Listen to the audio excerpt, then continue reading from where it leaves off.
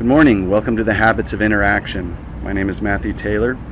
I'm going to quickly walk you through the 7 habits of interaction that are posted inside of your classrooms. On your desktop, you'll see the 7 habits of interaction PowerPoint. Please click it, open it up, start the slideshow from the beginning. As we walk through the 7 habits of interaction, the idea is to see what kind of habits that you're developing inside of your classroom that allow the student to interact with you, the student, and the entire classroom as a whole. First habit of the 7 is called Honor Private Think Time. This basically gives a private time of thinking, of contemplating, processing the answer before the teacher actually asks for the answer. For instance, if I were to ask you, what is today?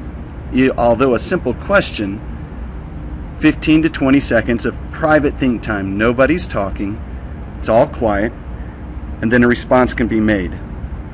The second habit, listen to understand, is simply listening to other people's questions. The students are engaged in the classroom discussion. They're encouraged to follow other students' ideas as well as the teachers.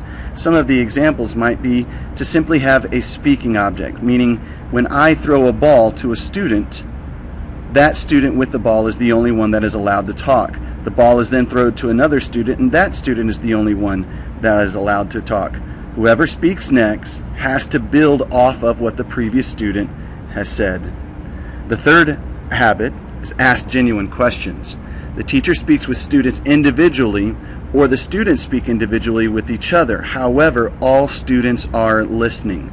The genuine questions can be any question that comes to the teacher's or the student's mind, but all students are listening.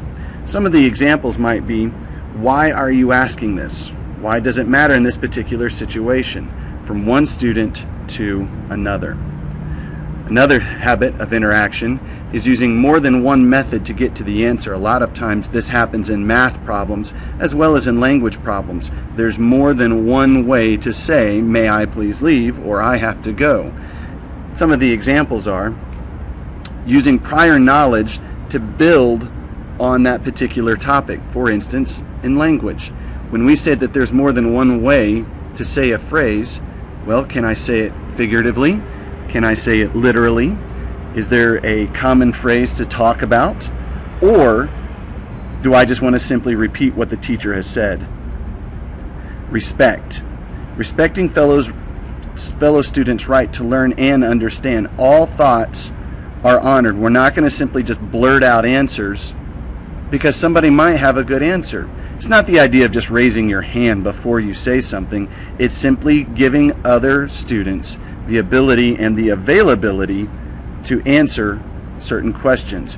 It goes along with honor private think time and that listening to understand, simply because we want to build off of what the other students have said.